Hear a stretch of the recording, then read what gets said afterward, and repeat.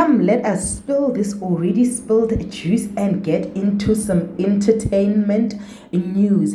Guys, you know Musa Khawula is shady as F, right? Guy says, reported by Musa Khawula, Cyril Ramaphosa's son, Tumelo Ramaphosa, sponsors the boxing match between Inno Morolong with her funky baby. With her funky BBL and long-suffering unknown Ashleigh Ogle. The boxing match is expected to take place in Durban ICC on the 21st of April 2024.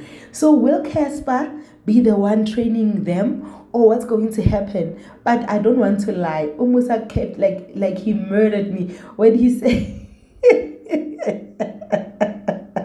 funky BBL. So the BBL is gonna fall off during the match. But yeah, guys, is this a match that you will be willing to watch, even if it's streamed on YouTube, or are you gonna actually buy tickets to get in?